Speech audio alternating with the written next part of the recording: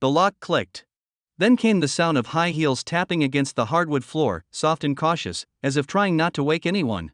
"You're back." I didn't even look up. My tone was as flat as if I were commenting on the weather. Elena froze, seemingly surprised to find me waiting in the living room. She quickly composed herself, shaking off the shock, and tossed her designer bag onto a chair. As she swapped her heels for slippers, the heavy scent of alcohol instantly filled the room. "The party got a little wild last night, so I just crashed at the hotel. Don't worry, I had my own room." Her voice carried a hint of guilt, though she tried to mask it with a breezy, nonchalant attitude. Her makeup was smudged, her lipstick faded and blurred. Her hair was a messy tangle against her cheek, and on her neck, there was a mark she hadn't managed to completely conceal with concealer. As she spoke, she dug 2 bottles of cold brew out of her bag and set them on the coffee table. "I brought these for you." Mart picked out the roast. "You like this blend, right?" I gave a non-committal hum, picking up the remote to change the channel, my eyes never once lingering on her. "What is that supposed to mean?" She planted herself in front of me, her tone sharpening. "Usually, when I stay out late with friends, you pull that long, resentful face. But today, you're playing the saint." I set the remote down and looked up, my gaze calm, devoid of even a ripple of emotion. "I'm not mad, and I don't blame you. As long as you had fun, that's all that matters." She stood there stunned. She clearly hadn't expected that answer. In the past, this would have been the moment I demanded to know why she didn't come home or lectured her about getting too close to Mark. She used to call me controlling, insecure. Over time, I just ran out of energy to argue. My indifference seemed to trigger her. She let out a cold laugh. "Ah, don't pretend to be so high and mighty, Caleb. It's your insecurity that drives me crazy." I stared at her in silence for 2 seconds, suddenly finding the situation almost amusing. She had said those words countless times. Before, I would have tried to explain that I only care because I loved her. Now, saying even one extra word felt like a waste of breath. "Suit yourself." I stood up. My tone was polite as if I were speaking to a stranger. "You're tired. Go get some rest."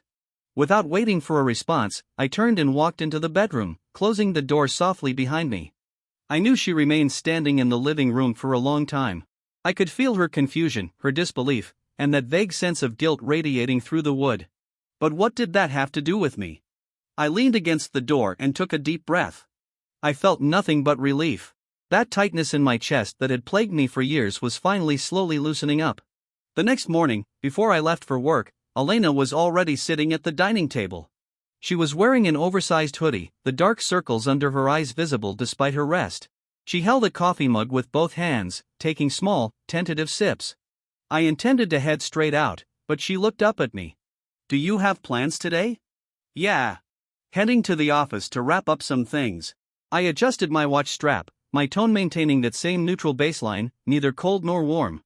She set down her mug, her voice floating tentatively across the room. "Were you upset last night?" "Upset?" I pulled out a chair and sat down, pouring myself a glass of water. "No, what?" She scrutinized my face, looking for a crack in the armor. "Really? You just went to your room without a word. You didn't even complain like you usually do. Honestly, do you just not care anymore?" I looked at her and offered a faint smile. "I told you, as long as you're happy, don't worry about me." She frowned as if my acceptance was more unsettling than my anger. "Caleb, are you implying something? You've never been like this. What do you want me to do?" I took a sip of water. "Do you want me to lecture you about being too close to Mark again, or are you hoping for a fight?" I had hit the nail on the head. She stalled, then raised an eyebrow defiantly. "So, what if we fight? I've never been afraid of you." "Then there's nothing to fight about." I stood up and grabbed my briefcase. "I really don't mind. You don't need to bring it up." She didn't seem convinced. She pressed again. "So, you really don't think there's anything going on between me and Mark?" I paused mid-stride, my voice flat. "Whether there's something going on or not, you know the answer better than anyone." She opened her mouth to argue but found no words. She could only watch me leave. When I reached the office, my phone lit up with a text from her. "Are you seriously not mad? You didn't even ask me about last night." I stared at the message for a moment, then typed back a single word. "No." She didn't reply. I figured it was the first time she had tasted the bitterness of genuine indifference. When I got home that evening, Elena was on the sofa. The TV was on, but she wasn't watching it. Seeing me, she asked, "Why are you so late? Traffic?" I hung up my coat and went to the kitchen for water. She stared at my back, her patience wearing thin. "Caleb, are you giving me the cold shoulder on purpose? Are you waiting for me to apologize?" I turned to face her, a smile on my lips that didn't reach my eyes. "I'm not freezing you out. I just don't have the energy to micromanage your life anymore." "Are you trying to prove a point?" Her voice rose, laced with irritation. "Don't take that tone with me. I'm telling you, I won't put up with it. Whatever you say." I walked into my study and closed the door. I left her alone in the living room where the remote control clattered to the floor a moment later. The sound of her frustration reached me, but I felt no ripple of emotion. She had tested my boundaries so many times, I simply stopped responding. She would start to get nervous. On Saturday morning, Elena was up early. It was rare for her not to sleep in. She had even cooked. The sounds of pots and pans clashing mixed with her soft humming. When I walked into the dining room, the table was set. Fried eggs, sausages, and a steaming plate of bacon and sautéed mushrooms filled the air with a savory aroma. Elena, wearing an apron, poked her head out of the kitchen, smiling. "Wash up and eat. I made this special breakfast today. Looks like a feast." I nodded, pulled out a chair, and grabbed a piece of toast. She took off her apron and sat opposite me, resting her chin in her hands. "Is it good?" "Not bad," I replied casually, focusing on my food. Elena seemed dissatisfied with my reaction. She spooned some mushrooms onto my plate. "Try this. I added that black pepper you like." I glanced at her, didn't touch the spoon, and slightly nudged my plate away. "Don't bother. I can get it myself." Her hand froze in midair, her smile stiffening. She set the spoon down and tried to sound casual. "You don't have anything going on today, right? We should go to the mall." I wiped my mouth with a napkin. "Can't today. I have plans." "What plans?" The question shot out instinctively, laced with urgency. "Work isn't busy right now." "Why are you so busy on a weekend?" I paused, then answered calmly. "Meeting a friend. Haven't seen him in a while." She blinked, then probed. "Male or female? Does it matter?" I countered, meeting her gaze. "You wouldn't mind anyway. Like you always say, friends should have their freedom." The words were a calm, invisible slap to the face. She went silent, picking at her food. After a while, she tried to pivot. "What about tonight? Dinner? I can make that steak you like." "Probably won't have time tonight either." I stood up and cleared my dishes. "It's a busy week. Don't wait up." "Caleb." She looked up, her voice rising uncontrollably. "What is going on with you lately? If you're unhappy with me, just say it. Stop freezing me out." "I'm not unhappy." I turned to look at her, steady. "I just don't want to obsess over your every move like I used to." "You wanted your space. I'm taking some space for myself." She opened her mouth to argue, but didn't know where to start. She could only watch as I grabbed my jacket and left. As I walked out, I heard her chair scrape against the floor as if she stood up to chase me, but she never spoke. The door clicked shut behind me. I found out later she stayed home all day. She didn't go out, didn't even post on Instagram. Her caution told me she was genuinely starting to panic. She was finally suspecting that she had pushed away the one person who had tried so hard to be close to her. Tuesday night brought unplanned overtime.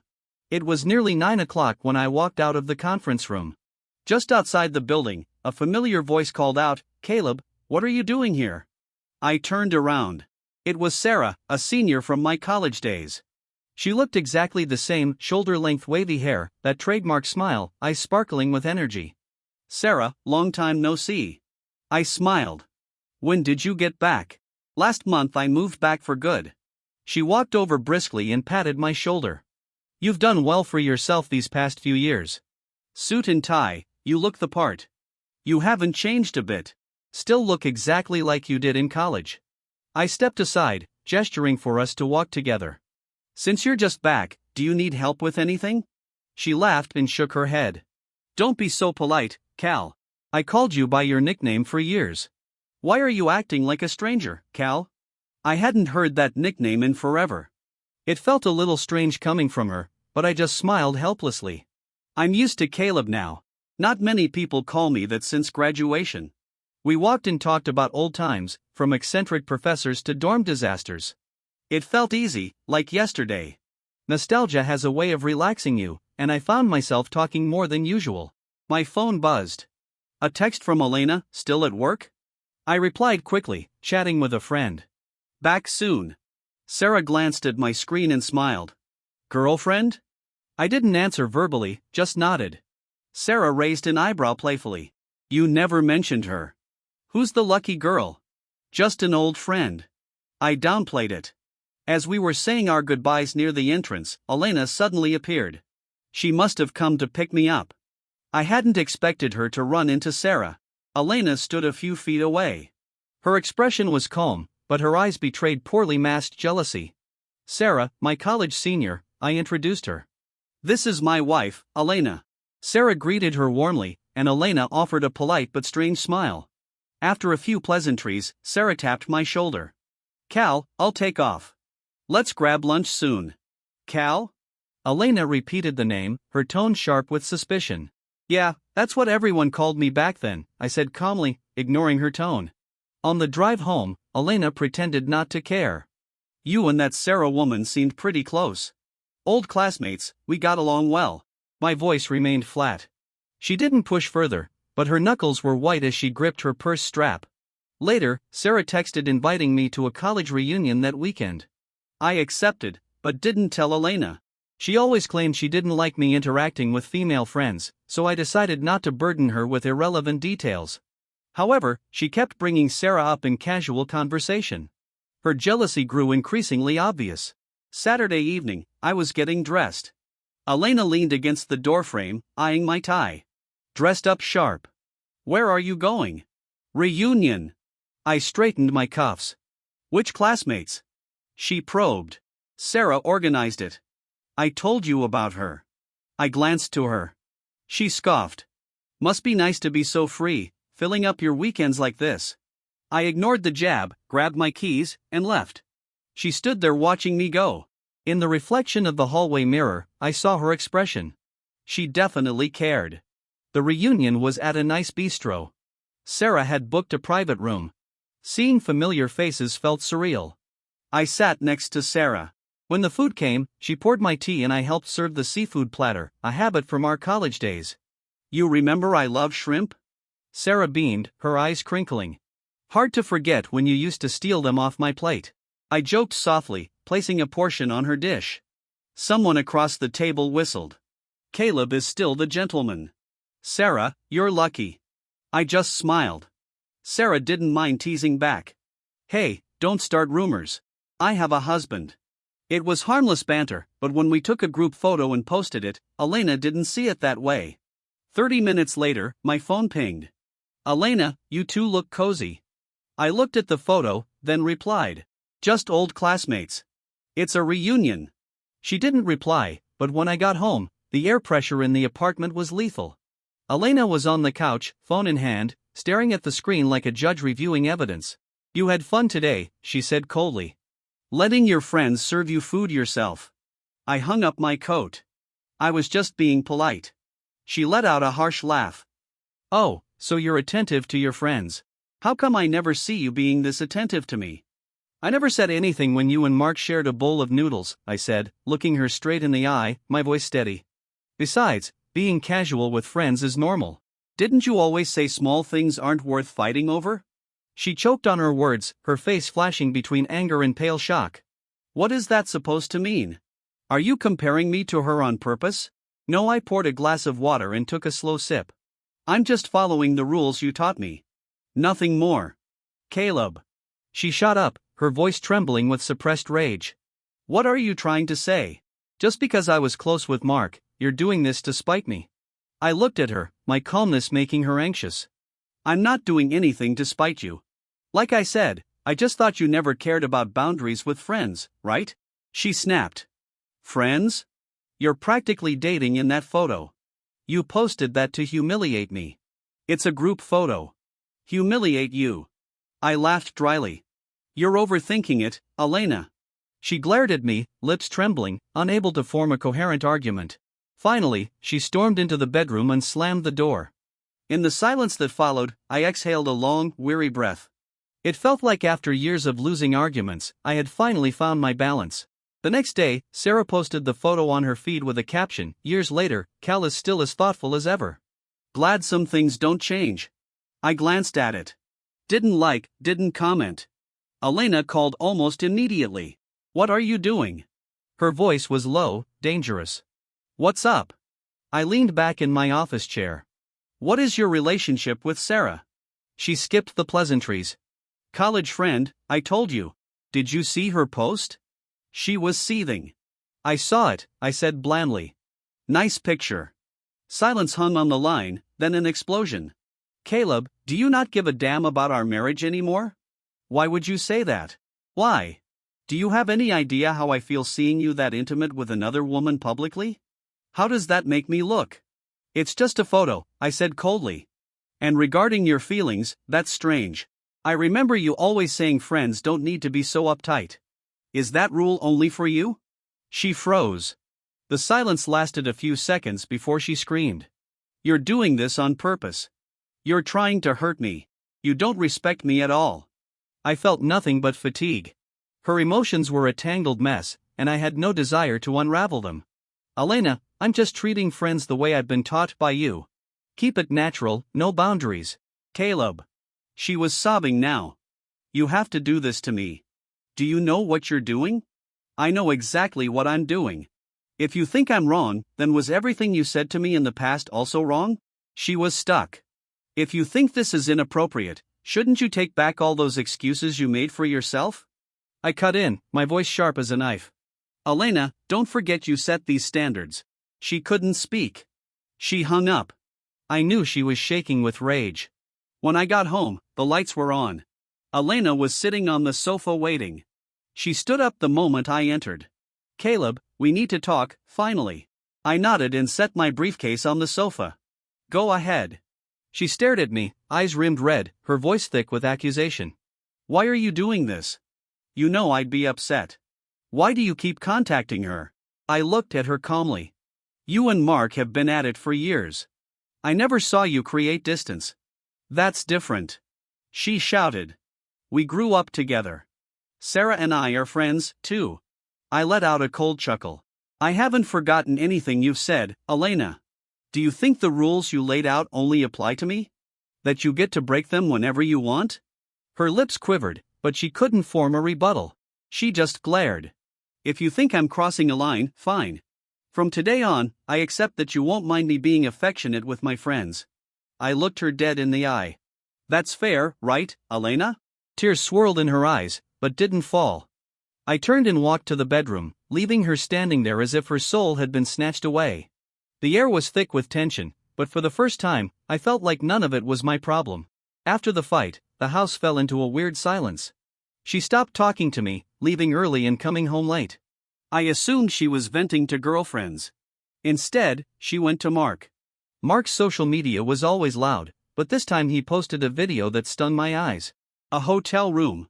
Elena leaning on his shoulder, swirling a glass of wine, both laughing intimately. The caption was dismissive, "Nothing beats an old friend. We can talk about anything." My heart turned to ice. If he was doing this on purpose, I wouldn't disappoint him. I didn't call her. I didn't text. I simply tracked the location of the hotel and drove there. It was a boutique hotel, busy for the weekend. I walked the hallway and found the room. I knocked. The door opened. Elena was on the bed, half-dressed, cheeks flushed, clearly tipsy. She was leaning close to Mark, her hand inside his jacket. Mark had his arm around her, looking entirely too comfortable. I stood there, pulled out my phone, and calmly snapped a photo. The flash seemed to cut through the dim room. "Caleb." She turned, her smile vanishing instantly. I didn't speak. I took another photo of the wine bottles on the table, then pocketed my phone and turned to leave. "Wait, where are you going?" She scrambled off the bed, stumbling after me, grabbing my wrist. Panic dripped from her voice. "Let me explain. It's not what you think. Not what I think." I spun around, laughing coldly. "Tell me then, what exactly did I just see?" "Wait, we're just friends." Her face shifted from panic to a pleading grievance. We were just drinking and talking. Elena, I'm reminding you for the last time. It's called boundaries. I shook off her hand and walked out without looking back. I ignored her endless calls. I compiled the photos and the video, organized them, and posted them to my feed with a simple caption: "Turns out friends can be this close." Guess I was narrow-minded. By the next day, it had blown up. My parents, her parents, our mutual friends, even her co-workers saw it. Elena was besieged. Her mother called to scream at her. Friends looked at her sideways. Even Mark faced heat at work for unprofessional conduct affecting the company image. She cried messily at home, texting me incessantly, begging me to delete the post. I didn't reply to a single one. I just watched her apology tour with zero emotion. I used to bow my head to keep the peace. Now I just wanted to watch the fire burn. 3 days later, Elena knocked on my study door. She looked wrecked, eyes swollen, face pale. "Caleb, can we talk?" I put down my file. "What is it?" She entered, closing the door softly. "Caleb, I was wrong. I know I hurt you. Can you give me one more chance?" "A chance?" I raised a brow. "Do you think chances are cheap?" She burst into tears, biting her lip. "I know. I shouldn't have been so close to Mark. I really messed up. I won't do it again. I swear I'll cut him off completely." I watched her break down in silence. Seeing no reaction from me, she dropped to her knees, grabbing my hand. "Caleb, please, I'll do anything. Just forgive me." I stared at her for a moment, then coldly pulled my hand away. "Elena, saying I will doesn't fix this. Then, what do I do?" She looked helpless. "We'll see." I walked to the window, turning my back to her. "You can't just fix this with tears." She nodded, sobbing. "Okay, I'll prove it to you." Elena did change at first. She blocked Mark. She posted a public apology: "I messed up. I want to move forward and focus on my family." She started making breakfast, cleaning the house obsessively. The bad habits glued to her phone, staying out late, vanished. She even suggested a weekend hike to reconnect. I went, but I offered no enthusiasm, just flat silence. She tried to make conversation, tried to smile, but my lack of response made her stiff. I could see the fear in her eyes. She was terrified that we couldn't go back. She was desperate for even a small nod from me, but I knew all of this was only surface-level performance. She wasn't truly repenting. She was just trying to claw back the security she had lost. And I was no longer the man who would unconditionally catch her every mistake. Her forced redemption lasted a single month. She seemed perfect, but the unnatural stiffness in all her actions kept me deeply skeptical. The break came on a Saturday night. She said she had to work late, but she left her phone at home. I was in the living room when it buzzed. A text from an unknown generic name: "What time tonight? I booked that steakhouse you love." I stared at the screen, my grip tightening hard around the device. She rushed back 1 minute later, snatched the phone, and sprinted out the door. I waited a beat, grabbed my keys, and drove straight to the steakhouse. It was a cozy, dimly lit place. I spotted them in a corner booth immediately. Elena and Mark sat facing each other, wine glasses and steaks spread across the table. Elena's head was bowed, smiling shyly. Mark whispered something to her, looking completely relaxed. A few seconds later, Mark leaned in and kissed her cheek. Elena did not pull away. She playfully punched his chest, then leaned forward to kiss him back. I snapped a clear photo, then walked slowly over to their table. "Looks cozy." My voice was sub-zero, dropping like a bomb onto their quiet dinner. Elena's head snapped up, all color draining from her face. "Caleb, you."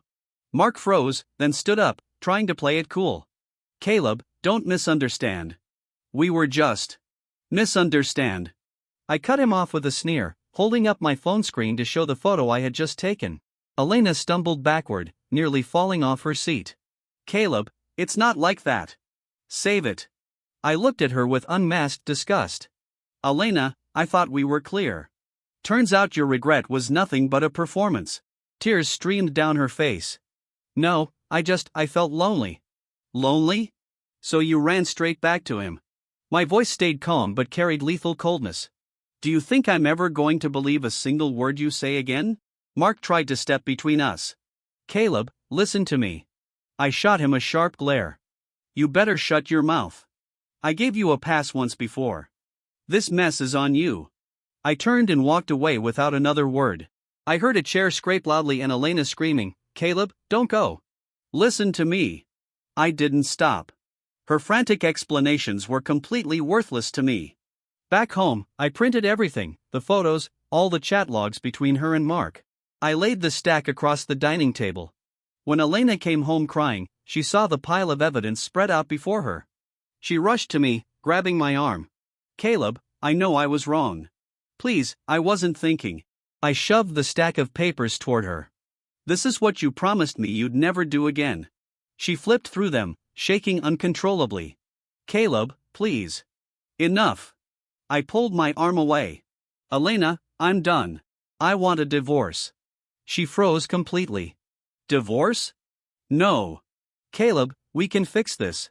"I can't." I spoke flatly. "You destroyed all my trust and every bit of my patience." She collapsed to the floor, clinging tightly to my leg. "Don't leave me. I can't live without you." "Elena, I've already left." She suddenly sprinted to the kitchen, grabbed a kitchen knife, and pressed the blade to her wrist. "If you divorce me, I'll die right here."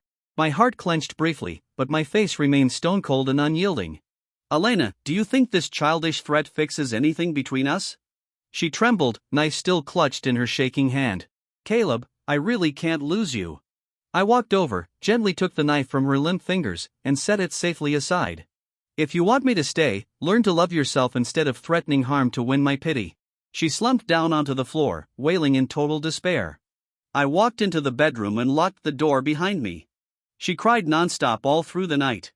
I had already made my final decision. There was no going back. Divorce proceedings officially started the next week. Elena moved like a lifeless zombie, constantly texting and calling to reach me. Mark, however, grew openly aggressive. He texted me, "We need to talk. Be a man." I agreed to meet him at a quiet coffee shop. He wore a dark leather jacket, his expression sharp and confrontational. "Caleb, straight up. Elena still loves you. Pushing her to the brink isn't acting like a man." I leaned back in my chair, calm. "Mark, since when do you get to claim the moral high ground? You're the one pushing her off the cliff." He slammed his palm hard against the table. "I just don't want to see her in pain. If you weren't so unforgiving, she wouldn't be like this." "Do you actually care about her?" I asked coldly. "Or do you just enjoy winning against me? You used her to prove you're somehow better than I am." His face flushed bright red with anger. "You're crossing a line. I see exactly who you are now." I stood up from the table. "You destroyed her under the fake guise of caring for her. I'm finished with all your pointless drama." I left him sitting alone at the table. Hours later, I received a frantic phone call from Elena's parents, voices shaking with panic. "Caleb. Something terrible happened to Elena." "What?" "She and Mark went out for a drive. The car crashed. They're gone." Her mother's broken wail pierced my ear. I rushed straight to the accident scene. Police lined the road. The vehicle had broken through a guardrail and tumbled down a steep embankment. Speeding and loss of control, both dead on impact. Mark had been the one driving. I stood by the rail, staring down at the wreckage below. I felt a tangled mix of heavy emotions swirling inside me. A police officer handed me a sealed bag of personal effects. Inside was Elena's phone. There was an unsent draft text addressed to me. "Caleb, I am sorry. I hurt you too deep. I wanted to say goodbye, but I was scared you wouldn't listen. I hope you have a good life." It hit me like a physical blow to the chest. But beneath the sharp pain, there lingered a strange, heavy sense of release.